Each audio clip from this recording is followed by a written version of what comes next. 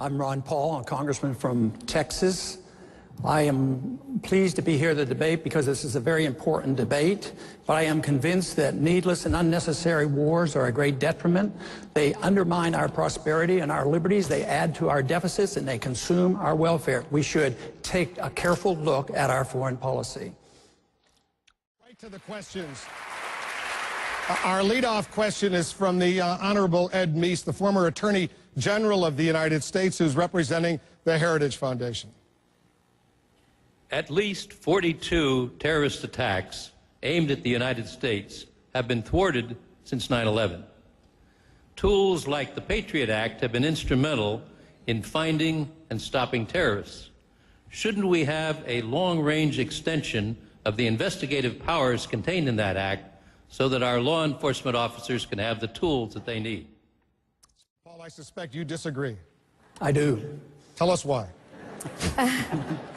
I think the Patriot Act is unpatriotic because it undermines our liberty.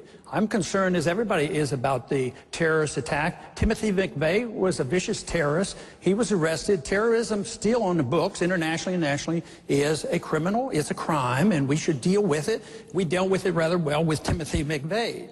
But why I really fear it is we have drifted into a condition that we were warned against, because our early founders were very clear. They said, don't be willing to sacrifice liberty for security. Today, it seems too easy that our government and our Congresses are so willing to give up our liberties for our security. I have a personal belief that you never have to give up liberty for security. You can still provide security without sacrificing our Bill of Rights. I want to bring others in, but do you want to respond, Mr. Speaker? Yeah. Timothy McVeigh succeeded. That's the whole point. Timothy McVeigh killed a lot of Americans. I don't want a law that says, after we lose a major American city, we're sure going to come and find you. I want a law that says, you try to take out an American city, we're going to stop you.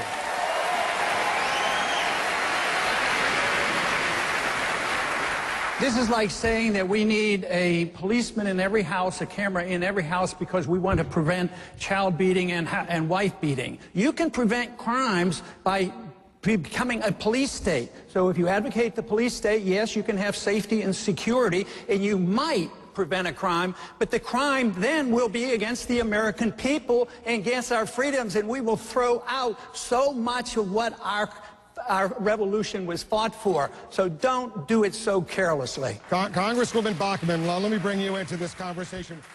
To be precise, is it ethnic profiling, religious profiling? Who would be profiled? Well, the folks who are most likely to be committing these crimes. If you look at it, I mean, obviously it was people. Obviously, Muslims would be someone you'd look at. Absolutely, those are the folks who are the radical Muslims, are the people that are committing these crimes, as we've by and large, as well as younger males. I mean, these are things that not exclusively, but these are things that you profile to find your best, the most likely candidate. Congressman Paul, That's digging a hole for ourselves. What if they look like Timothy McVeigh? You know, he was pretty tough criminal. I think we're using too much carelessness in the use of words that we're at war. I don't remember voting on a declaration of war. Oh, war against terrorism.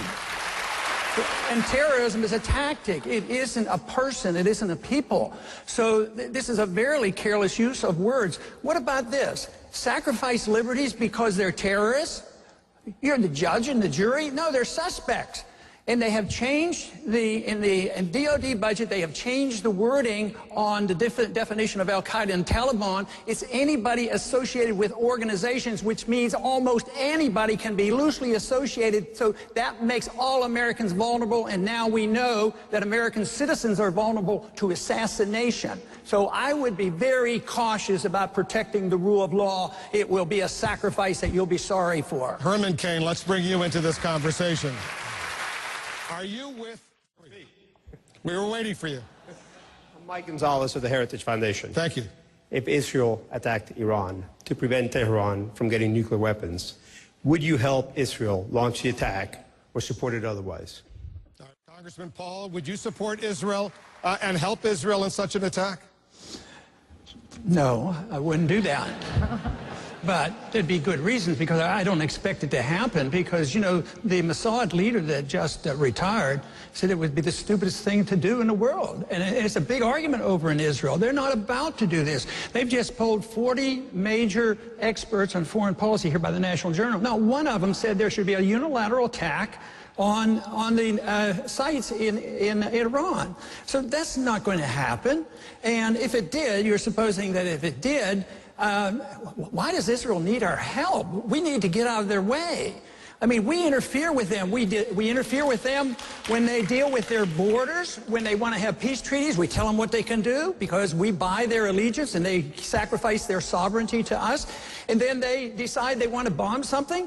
That's their business, but they should, you know, suffer the consequences. When they bombed the Iraqi missile site, nuclear site back in the 80s, I was one of the few in Congress that said it's none of our business, and Israel should take care of themselves. Israel has 200, 300 nuclear missiles, and they can take care of themselves. Why should we commit? We don't even have a treaty with Israel. Why do we have this automatic commitment that we're going to send our kids and send our money endlessly to Israel? So I think they're quite capable of taking care of themselves. I think we do detriment. Just think of all the money we gave to Egypt over 30 or 40 years. Now look, we were buying friendship. Now there's a civil war. They're less friendly to Israel. That whole thing is going to backfire once we go bankrupt and we remove our troops. So I think we should be very cautious in our willingness to go to war and send troops without a proper declaration by the U.S. Congress. Let me let her on, Paul. I think the aid is all worthless. It doesn't do any good for most of the people. You take money from poor people in this country and you end up giving it to rich people in poor countries. And they're used as weapons of war, so you accomplish nothing. We should export maybe some principles about free markets and sound money, and maybe they could produce some of their own wealth. But this whole idea of talking about the endless wars and the endless foreign aid, it seems like nobody cares about the budget. I mean, we're in big trouble, and nobody wants to cut anything. So if you're going to keep sending foreign aid overseas and these endless wars that you don't have to declare and go into Libya without even consulting with the Congress, the biggest threat to our national security is our financial condition. And this is just aggravating it. Governor Romney. Congressman Paul, what they're doing is cutting $1 trillion out of the defense budget. They're cutting $1 trillion out of the defense budget, which just happens to equal the $1 trillion they're putting into Obamacare. And so what you have is a president that has a priority of spending us into bankruptcy, but he's not just spending us into bankruptcy, he's spending the money foolishly. We need to protect America and protect our troops and our military and stop the idea of Obamacare. That's the best way to save money, not the military. But hold on one second, because Ron Paul wants to respond to that point. Well, they're not cutting anything out of anything. All this talk is just talk. Believe me. They're nibbling away at baseline budgeting, and it's automatic increases. There's nothing cut against the military, and the people on the Hill are nearly hysterical because the budget isn't going up as rapidly as they wanted to. It's a road to disaster. We better wake up. Oh, okay. We have a question. Please give us your name and your organization. Thank you. My name is Phil Trulock. I'm Executive Vice President, Chief Operating Officer of the Heritage Foundation.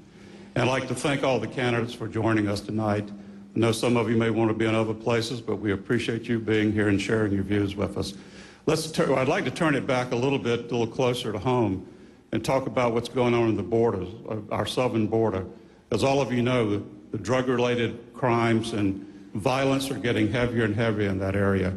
First, do you consider that to be a national interest threat? And secondly, what could we be doing with the Mexican government to help stop these drug cartels? Congressman Paul, you're from Texas. You agree with your governor? Not entirely. No, the drug war was mentioned. I think that's another war we ought to cancel because it is to nobody's benefit. And that's where the violence is coming from. But yes, we do have a national responsibility for our borders. What I'm sort of tired of is all the money spent and lives lost worrying about the borders between Pakistan and Afghanistan, forgetting about our borders between the United States and Mexico. We should think more about, you know, what we're doing at home. We need better immigration services, obviously. But, you know, if you subsidize something or give people incentives, you get more of it. So if you give easy road to citizenship, you're going to have more illegals. If you have a weak economy, which is understandable and we should have prevented, that's understandable. But mandating to the states and to Texas that we have to provide free medical care and free education, that's a great burden. It's a great burden to California and all the border states. So I would say eliminate all these benefits and talk about eliminating the welfare state, because it's detrimental not only to here but the people that come, because that's the incentive to bring their families with them. But I just wanted you to clarify, when you say cancel the war on drugs, does that mean legalize all these drugs? I think the federal war on drugs is a total failure. You can at least let sick people have marijuana because it's helpful, but compassionate conservatives say, well, we can't do this. We're going to put people who are sick and dying with cancer, and they're being helped with marijuana if they have multiple sclerosis. The federal government's going in there and overriding state laws and putting people like that in prison. Why don't we handle the drugs like we had alcohol? Alcohol's a deadly drug. What about the real deadly drugs are the prescription drugs? They kill a lot more people than the illegal drugs. So the drug war is out of control. I fear the drug war because it undermines our civil liberties. It magnifies our problems on the borders. We spend, like, over the last 40 years, $1 trillion on this war. And believe me, the kids can still get the drugs. It just hasn't worked. Herman Cain, let me let you weigh in. Yes. I'm Catherine Zimmerman from the American Enterprise Institute's Critical Threats Project. The United States adopted a policy of disengagement with Somalia after its retreat following Black Hawk Down. Today, an al-Qaeda affiliate, al-Shabaab, controls significant territory in that country. What can the United States do to prevent al-Shabaab from posing the same threat that al-Qaeda did from Afghanistan 10 years ago? Congressman Paul? You're talking about al-Qaeda, correct? No. You have to understand who the al-Qaeda really is. The al-Qaeda responds in a very deliberate fashion. Matter of fact, Paul Wolfowitz explained it very clearly after 9/11. He said that al-Qaeda is inspired by the fact that we had bases in Saudi Arabia. So if you want to inspire al-Qaeda, just meddle in that region. That will inspire the al-Qaeda. Matter of fact, he went on to say that that was a good reason for us to remove the base that we had had in 15 years in Saudi Arabia, and that we shouldn't have done that. So there is a response. Al-Qaeda responds to that, and they're quite annoyed with it. So if you have a no-fly zone over Syria, that's an act of war. What if we had China put a no-fly zone over our territory? I don't think we would like that.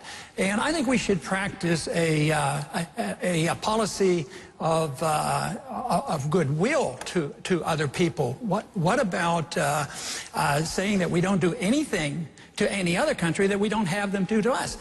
When we had a no-fly zone over Iraq, it was meant to be regime change, and evidently someone wanted to have regime change. But what is our business? Why should we spend more money and more lives to get involved in another war? That is the internal affairs of the other nations, and we don't need another nation to start nation building. We have way too many already. So this is just looking for more trouble. I would say, why don't we mind our own business? Governor Romney, where do you stand? I want to do this quickly if we can, because we don't have a lot of time. Congressman. I worry most about overreaction on our part, getting involved in another war when we don't need to, when we haven't been attacked, and our national security has not been at threat. And I worry a lot about people never come around to understanding who the Taliban is and why they are motivated. Taliban doesn't mean they want to come here and kill us. The Taliban means they want to kill us over there because all they want to do is get people who occupy their country out of their country, just like we would if anybody tried to occupy us. Governor Perry.